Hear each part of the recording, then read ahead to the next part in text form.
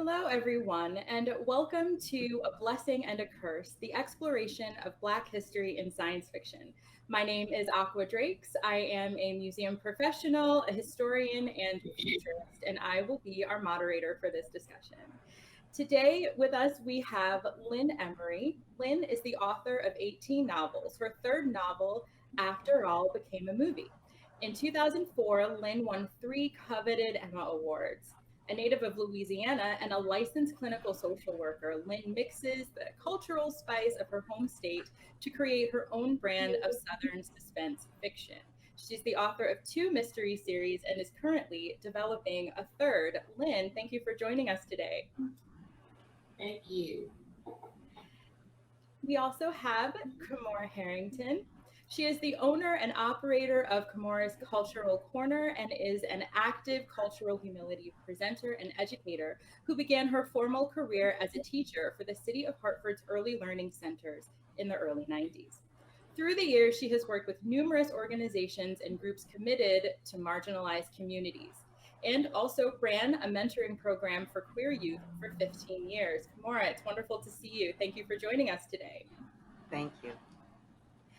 And we also have Claudine Constant. Claudine is an artist and harbinger of justice, a former city councilwoman, a dope facilitator, and a ton of other amazing things.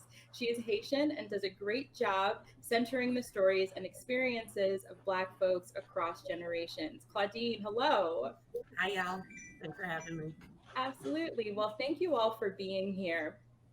So let's just jump right in. From Lovecraft Country to Watchmen to Underground, pop culture has discovered Black history. But is that a good thing? Just because these stories are about us doesn't necessarily mean that they are for us. Where is the line between education, entertainment, and trauma?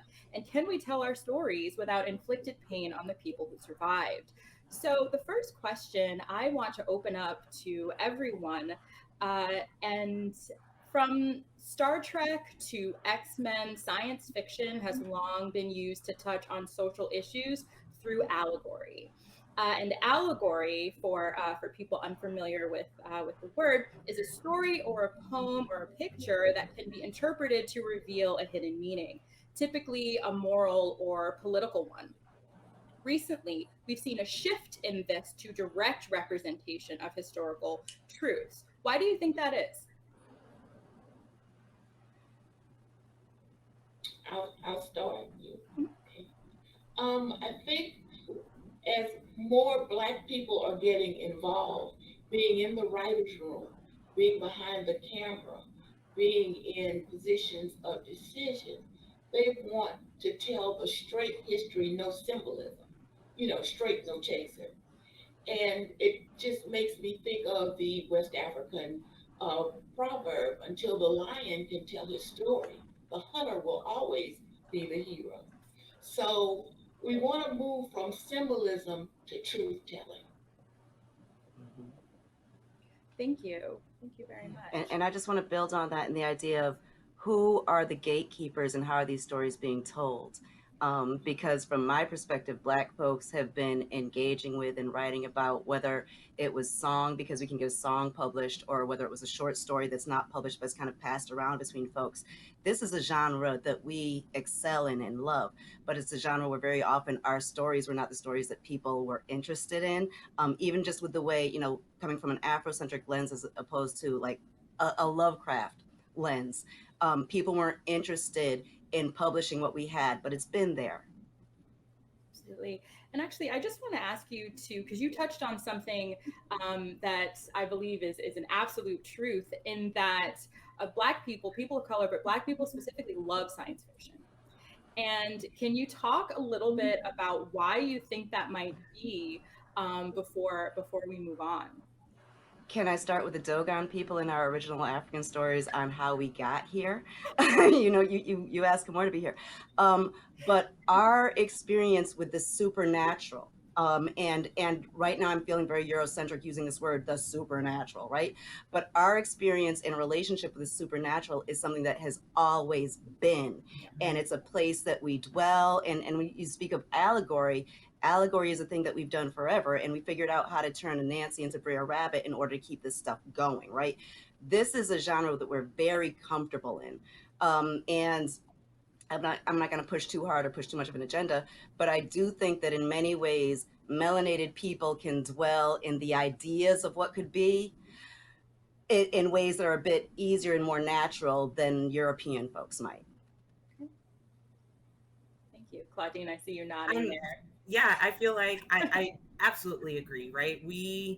For our ancestors, right? Even the way we talk about our ancestors and how stories move from generation to generation, we don't talk about it from this very like black and white place, and I mean that not in the sense of race, but like, you know, we like exist and live in nuance, I think, and can see the nuance between stories, the existence, all of that.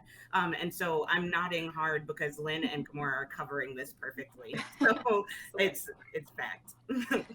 So, Lynn, I'd like you to answer this next question first before I open it up. So often fiction is used as escape. And in The Falcon and the Winter Soldier, this was one of the MCU's first steps into discussing racism within its own universe. Falcon, a black man at one point, cannot secure a bank loan for his family's ailing business. He has a very tense run-in with the police, etc. So many black viewers, particularly male-identified viewers, bristled at this inclusion.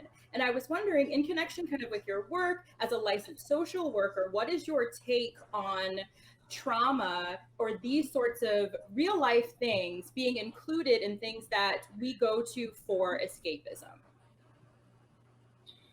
You know, that's a really, I'm of two minds of that, because again, when you're truth telling, sometimes there is a price for that. Sometimes, you know, you can't just pretend like these things never happened and that he would have not experienced some of the things every black person has had to go through.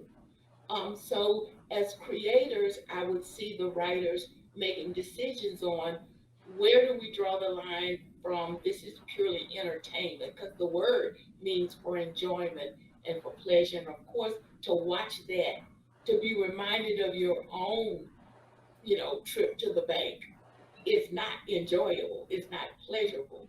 But at some point, you have to have what he would really, his fullness as a black man would not just be the put on the superhero suit. There's a, you know, as we talk about the black rage of people who have, quote, made it, like, what are you mad about? You're in corporate America.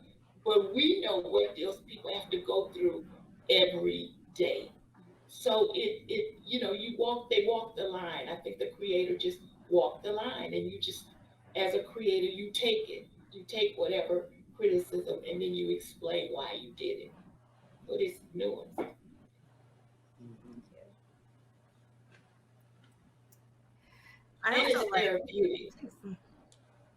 I also wonder from like a purely like saving their identity place, like how, because you know the stories and the experiences that Black people have been living forever, right, are now becoming so like public facing forward. Like it's not just us that are sitting in the trauma that we experience, but like it is public on social media, it is everywhere, and no one can like turn their eye from it. And so I wonder, like from the creator's standpoint, would it have been like worse off for the franchise, the MCU universe, to not acknowledge like the things that Black folks go through in the creation of this story?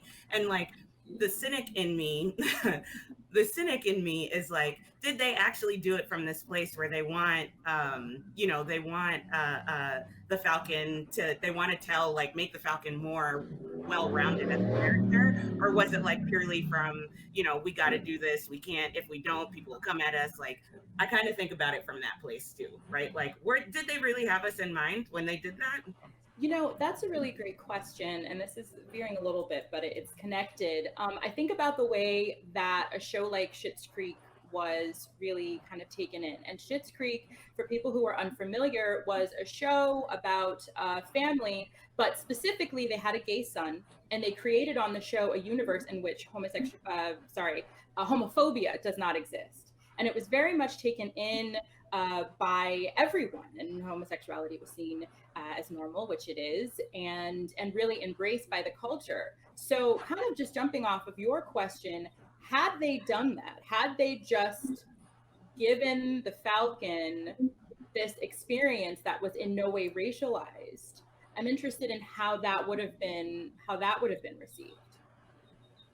And is that even possible? Because our next question, we'll talk a little bit about Isaiah Bradley, so that might not even have been an option. But that definitely. Of course, we've done that. We've seen that, where we've had plenty of shows and movies where the Black characters exist, and nothing is brought up about his bank loan or his redlined, lower valued home, versus his white friends, and they're all laughing and going to lunch. And we Black people know the other side of that. So it's not that has been done. In fact, that is the norm of what's been done. Yeah, when I get to my fun complaining place, there's a place where I will look at pretty much all of white folks' pop culture and say, this is science fiction. And Lynn, to your point exactly. So that Black guy just lives in this neighborhood with his Black wife, and they go have dinner with these people, and no one has a conversation about anyone.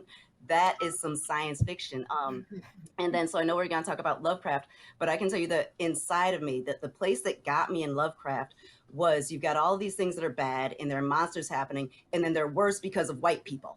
And that for me hit this place of, that is something that I've always needed to see. So when we've got, I'm watching a movie, I'm watching some adventure movie, and as we're saying, I'm watching a superhero movie, and there's the Black folks, and they're being treated just like the white folks, and they're being respected just like the white folks, and they're just like, no one is acknowledging that there's Black folks here at all. And let's not get started about Black women in dystopian futures with really great hair. I always wonder about that one too. That one really upsets me. If anyone watched Jeremiah, I had a real issue with that woman's hair because it was always crispy. But there's this really interesting way where I'm just there looking at how much it's not real, and I can't fall into the fantasy of it, right? But then when there's that piece of racism, okay, that's some real stuff. So I can jump into this, like I can do the suspended disbelief and not just sit in the, you gotta be kidding. You gotta be kidding me. Yeah. Unreal. Completely. Thank you. We're getting some comments from the audience that says that would have done a disservice to the character and every Black person watching the show. That would have been the fantastical part of the show. So we have a comment from someone who absolutely agrees that not including those experiences would have been the science fiction aspect, even though he had jetpacking. So staying in line with Falcon and the Winter Soldier, Isaiah Bradley on the show told a harrowing story of his experience with unethical government experimentation. His story has several unfortunate parallels with Black history, from Henrietta Lacks to the Tuskegee experiments. And for a little background information, in 1932, the U.S. Public Health Service began an experiment to observe the course of untreated syphilis in Black men living in Tuskegee, Alabama. A total of 600 impoverished Black sharecroppers were enrolled as test subjects. Participants were told that the federal government would provide them free health care for their syphilis, but this was a deliberate deception. The public health service, never informed them of their syphilis diagnosis nor treated them for it. And this went on through the 70s. So this Isaiah Bradley's character and Falcon and the Winter Soldier in general kind of dropped right when many Black Americans were grappling with concerns about the coronavirus vaccine. What is kind of your take on an entity like Disney, Marvel, touching on something like this while something like the coronavirus and discussions about the vaccine are going on in the culture? I think it's necessary, and I think it's a conversation that needs to happen. Yeah. I know that I have, in the last year of my life, and been in many conversations with good white people who don't understand Black people choosing to not be vaccinated, questioning the vaccine, et cetera, et cetera. And I found, and I know that we're going to discuss this at some point, but I have found that for white folks, as we talk about that place of imagination, if we can give them a place of entertainment, they can start thinking about and grappling about stuff. When I talk to white people about a Tuskegee experiment, they go blank. They are not interested. They don't want to hear that.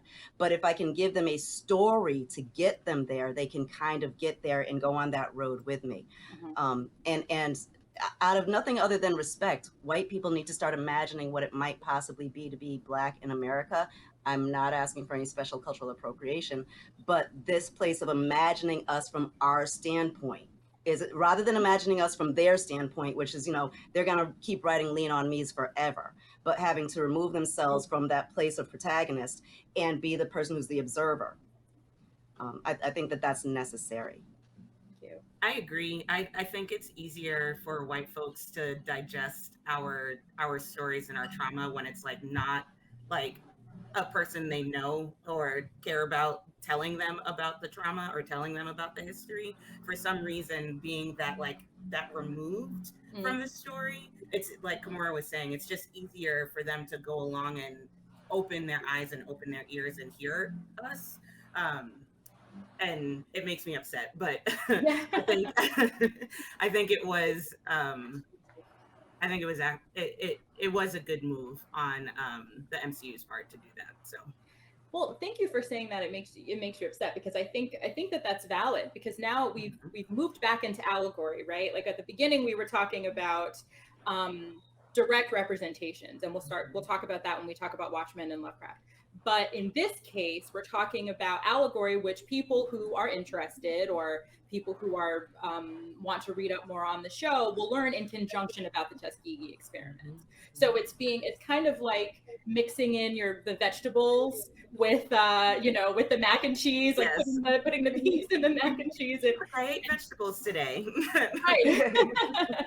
And so that's the way that it's being done. But is that something that we as Black people are comfortable with? Is it more palatable for us? Is it a better and more comfortable way for us to learn about the Tuskegee experiments as well, and doing our own research? Or is that a disservice? So there's lots of...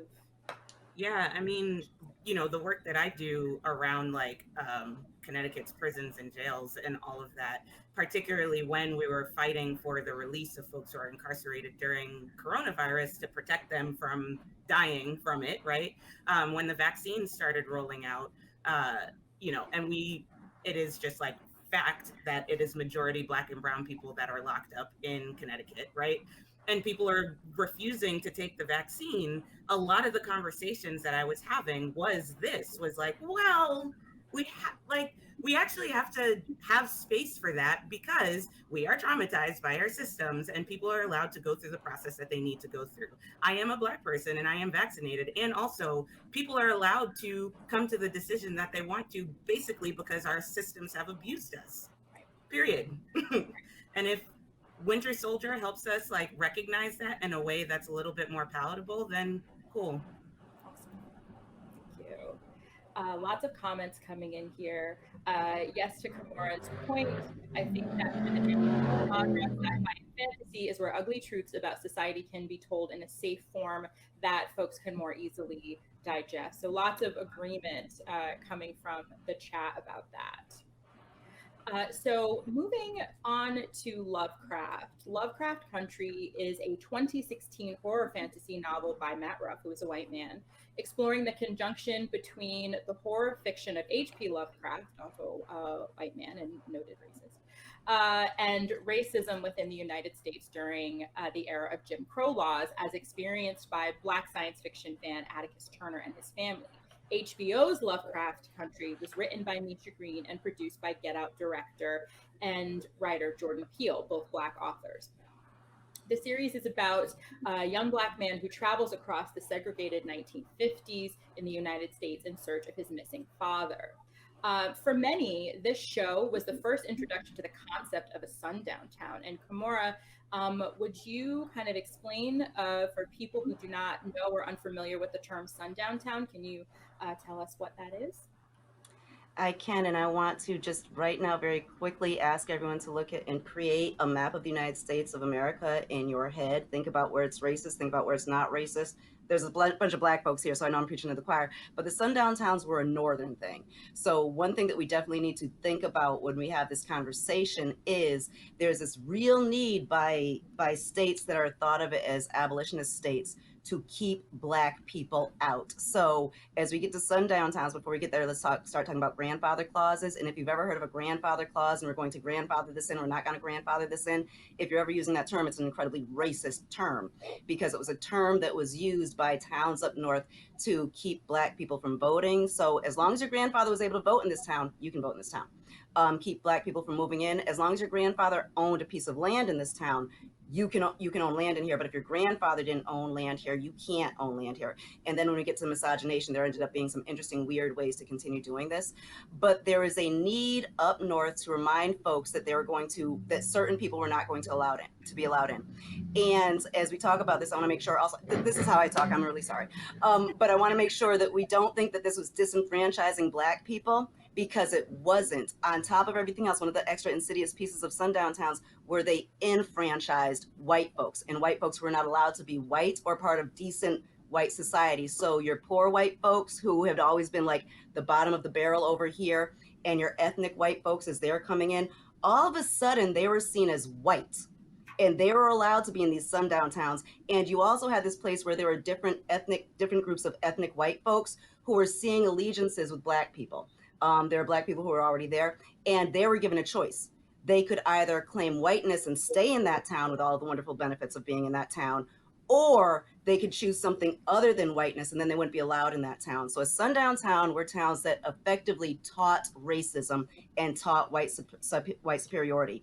In many of those towns, in most sundown towns, because of the way America was set up, black people were invited in during the day to come work, and then sent out at the end of the day. If a white family was going to have a party at night and there were no buses, then very often the white people, it was up to your employer to drive you out of town. So if you think about people, if you've ever heard, and when we read books, we hear, like, this happens, so I've got to call Mr. Samuel, I've got to call this person, I've got to call that person, but I've got to call my white person who will vouch for me. Sundown towns were this wonderful ways to keep segregation happening, to create segregation where there hadn't been segregation before, but to also start building in that idea that as long as your skin is white, even though up until now we discriminated against poor white people, even though up until now we discriminated against, Irish, Scottish, Italians, you get to be white as long as you can help us exclude black people from this town. And if you go to Jasper, Texas, there have been ways, we all hear about the cute things that have happened. People get sent out, people are murdered. Some of the insidious stuff that happened was that families had their farms, black families, plantations, their land taken away from them because the towns that they were in, all of a sudden, around about 1831 here in 1831 up north, really here in Connecticut, was when we decided, okay, there's some free black people and this is a problem. So we can do these things with them when we own them. And there's other things that we will not allow them to do. So Prudence Crandall had her school burned down because she had this idea that she could support free black people. But as abolition grew up north, and great, wonderful northern people like to talk about all this great stuff they were doing, the laws were being enacted to make sure you keep your Negroes down there, but we just want to economically cripple you. So there's lots coming from the chat. A lot of people saying, thank you, learning something new every day. People are saying, oh, that's where that came from, etc. So lots of education, both coming out of this conversation and also kind of embedded in our science fiction pop culture. So HBO's Lovecraft is an unabashedly horror series taken from H.P. Lovecraft's writing. The show is a bloody, horror-filled tear through some of our grisliest history. In fact, I watched all of Watchmen and ended up tapping out of Lovecraft because it was a bit much for me after finishing Watchmen. But I want to talk about something that I found interesting in doing research for this. In a review for the Dispatch, Alec Dent, who is a white man, praised the show's success for examining racism in America's past through an unexpected genre, calling it a good reminder that oftentimes true evil takes a normal guise. And Kamora, you kind of touched on this a little bit. I was a bit taken aback by the idea that the horror genre was an unexpected genre to, I see your face, Claudine. Well, excellent. This next question's for you. I was a bit taken aback by the assumption that the horror genre was an unexpected one to tell some of these stories. And so, Claudine, do shows like Lovecraft inadvertently center whiteness, as it is often the catalyst for most of the horrors inflicted on the characters? Ooh. Ooh.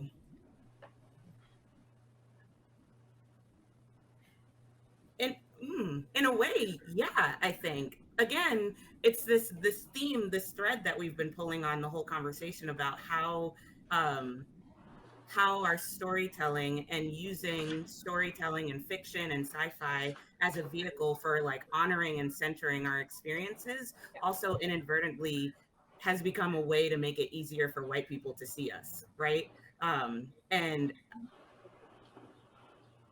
I don't think, intent versus impact. I don't think Black folks who are in the writing rooms and trying to create like vehicles to tell our stories are doing that with the intent of centering the white people. But when they consume it, right, that review, it has me like, what the hell does that even mean, that horror is an unexpected like vehicle or genre for this to pop up, right?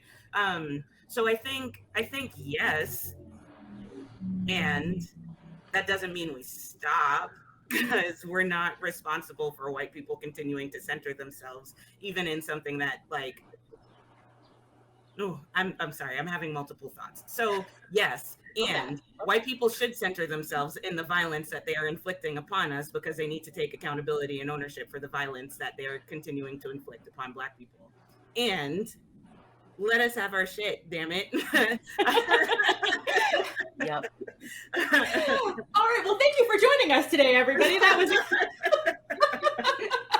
I think we're gonna close it right up there. Sorry, I made it 30 minutes without swearing. No, that was excellent. Thank you. I saw your face while I was reading that statement, and I was like, "Oh, excellent!" That's because I had this question ready to go for her. So, Lynn, I'd like for you to kind of touch on this, kind of going from what we were discussing as far as like the horror genre, etc. Many horror fans of all types cite a release intention and catharsis when watching horror films or TV shows. The rise in true crime podcasts, for example, is huge right now. Do you believe that these moments are available in these types of shows for Black people, or do you think that the traumas outweighs the catharsis? Because, for example, in Lovecraft, there are a lot of moments where the female Black protagonist, after having gone through a horror, comes out victorious. So it still has a lot of the same horror tropes that we see, kind of like the final girl, as it's called in horror films, etc. That's another panel discussion. Do you feel that the traumas outweigh the catharsis there? Okay, so I'm going to talk out of both sides of my mouth. So, as a clinician, I think the first phrase I think of is self-care, because I have friends who say, I can't watch that, right? And so you have to take care of yourself, because if it took me 2 years, truthfully, to watch 12 Years a Slave. I had to get myself ready to watch that movie. I couldn't watch it. So, but I don't think, sometimes the trauma can be too much, but that's an individual thing, and we must encourage people to take care of themselves. And I also appreciate those trigger warnings that are now a lot of the movies and series will put. They'll put this, their depictions of graphic violence. But on the other hand, it's necessary, because we've had our history, we've been lied to for so much. We've had so many of these incidents whitewashed and cleaned up and not shown exactly how bad it was, that we do need that, right? Like a So we visceral need to experience. balance that cost. Yes, we do need that catharsis for even our ancestors crying out saying, that is not how it happened. That's not how it was. You need to tell it and tell it the way it really was. And so that's the responsibility that needs to be there. That's catharsis is cleansing for many of us. But even if you have to avoid that particular vehicle, it still needs to be available. And I think of another quote that I love from Zora Neale Hurston. If you're silent about your pain, they'll kill you and say you enjoyed it. Thank you. Lots coming from the chat right now. So people are saying, I hear that, Lynn. I still haven't gotten myself ready to watch that. And you're talking about 12 Years a Slave. The next is trauma as entertainment when it hits close to home is so hard. Claudine got a lot of comments to you about your thoughts on centering whiteness. A lot of people saying amen and thank you. Agree 100% with Lynn, etc. Someone just said, hearing someone else say out loud, I had to make myself ready before I watched it was so vindicating. So there's a lot of like validation and even feelings of catharsis happening in the chat right now. Excellent, thank you. I want to just jump on where Claudine was about that white facilitation thing, where so Lovecraft, you get the Topsy character, right? And so Uncle Tom's Cabin, we had Topsy, and Topsy was this tragic figure from a white woman's lens. And there was a play back in the 80s called I Ain't Your Uncle, a New Jack retelling of Uncle Tom's Cabin. And it was told from Topsy's perspective. And that Topsy was a black Topsy. And I loved her and I loved how she came across and I needed her. And so then Lovecraft Country came out, and all of a sudden we've got Diane goes through what she goes through, and she's got to work through it. And who is it who's there? It's Topsy, right? It's Topsy and Bopsy. And there's a huge part of me in that fantasy place. I really wonder what Topsy from New Jack would have to say of Topsy in Lovecraft. And this one has gotten me in many, many different ways because I identify very closely with Topsy in all of her different guises, and she was created by a white woman. And then we come to Lovecraft Country, and the way that she shows up as this PTSD type, you know, this way that this young woman is working through what she's working through, that was created by a white person. And I identify, and so like there's been that weird place, like when that episode happened, and for most of it, I think many of us had to work our ways through a lot of that. And so that episode I watched twice, and I think the first time I put it on, I had to turn it off, get up, walk around the house, and come back. And I've decided like the way that I can work through that is by trying to imagine what Topsy from I Ain't Your Uncle, how that black Topsy who owned herself, how she would interpret and feel about this new place. But there's that weird place where many of our strong characters, look at Black Panther, and I know we're not going there, but all of these beautiful strong characters were created by white folks, and it's just, it's something that I'm interested in and want to talk to people about. Yeah. Well, you know, going back to that's actually why I said that the person who wrote the book that is based on that Lovecraft Country is based on was a white man, right? So you're having somebody work through racism and H.P. Lovecraft's work, who is white, who is creating these characters that people can either identify with or not. So, you know, there's a tension there. Absolutely. Thank you. Again, lots coming up from the chat. These TV shows are a bit triggering, etc. Fantastic. All right, so we've touched on this a little bit. I definitely want to make sure that I get our last question in. So you mentioned Black Panther, and I do have a question that I'd like to ask about that. When Black Panther was released in 2018, the conversation started anew about depictions of an uncolonized Wakanda, and those conversations became really prevalent. Again, within the Marvel universe, Wakanda is literally an uncolonized place. However, the term uncolonized can have many meanings. What does uncolonized mean to you?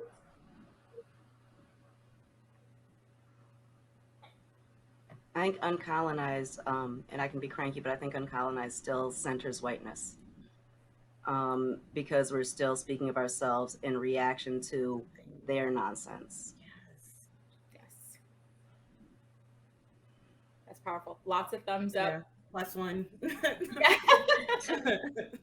So what do you I think that's great. I think that's really powerful and something new. So what do you consider better terms, phrases for what people are trying to describe when they talk about Wakanda or free Black people?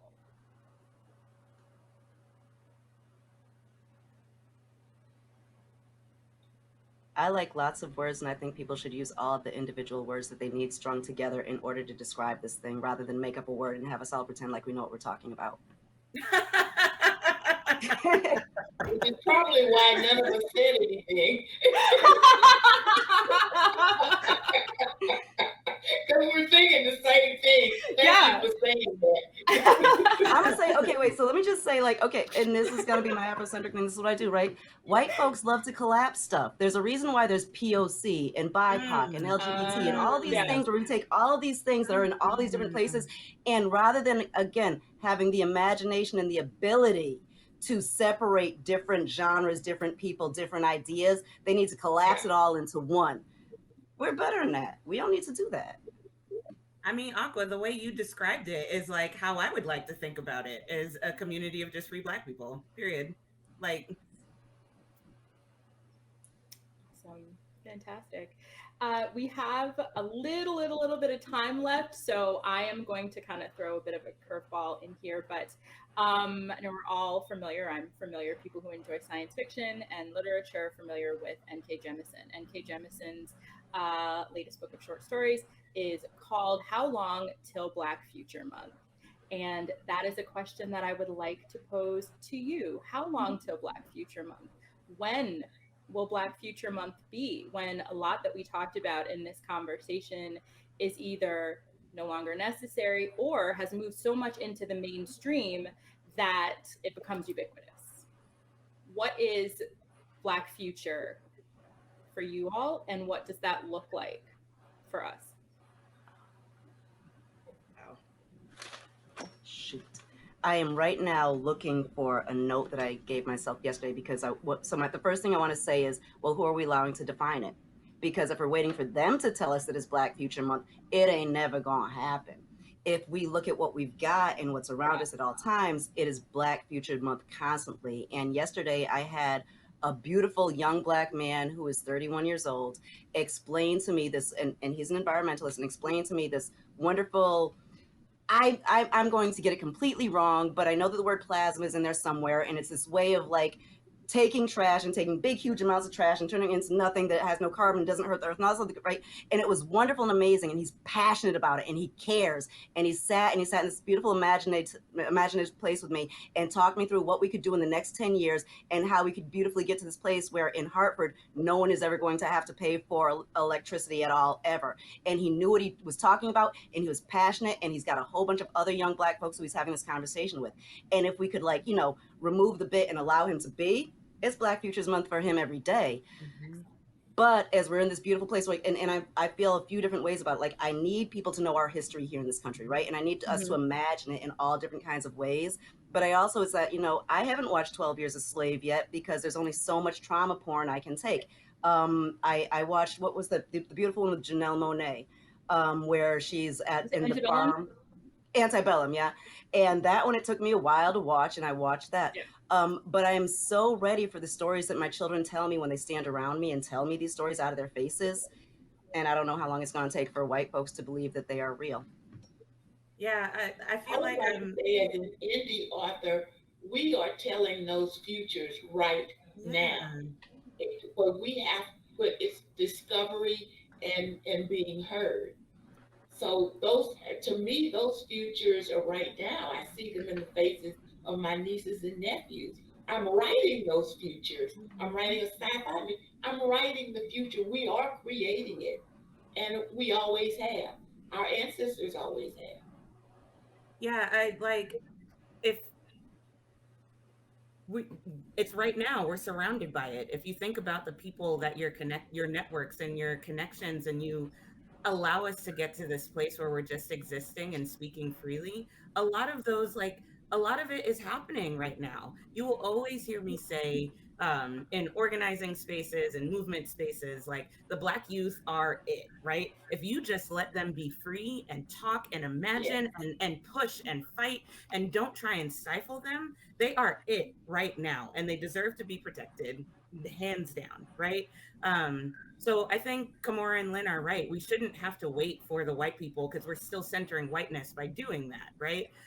If we're talking about free Black people, just do it, be it, exist. Yeah, I just realized, Mean yeah, it. just as we're doing something, like, I'm going to see George Clinton next week, right? That's The good. mothership has been around for how long? We had Yes. Sun Ra with his stuff. Like, they've been giving us, so on the 25th, I will sit there and I will be transported with my people, with a whole bunch of us, into a beautiful future of us in all the weird ways that they Yes. imagined it. You know, like, when I posted that I was doing this today, I was like, I don't know, we're going to talk about Sun Ra, we're going to talk about Cisco, because young Black people always, this is where we go. This is it. Basketball and rapping is not the only things that we think about, but that's what folks are comfortable with. Absolutely. Well, I want to thank you both. I've become emotional. I really appreciate this conversation. As a futurist, I am very, very moved to hear what you all have said. Lynn, what you said about authors, Black authors writing these futures right now is very, very powerful. So thank you all so much for participating today. And before we go, are there any parting thoughts that you'd like to leave the folks in the chat with? They're having a great time in the chat. I hope you're seeing all of this, but is there anything you'd like to leave us with today? I just want to say I'm so happy this is happening. Yeah. I'm happy it's happening, and we're not white. You're not white. You're not acting white. If you're a Black person who loves science fiction, you are not white. You're not acting white. You're not throwing away your Blackness. You are Black. Person, you're fucking Black. Yes. Sorry, Lynn, I didn't mean to step on you like that. Yes.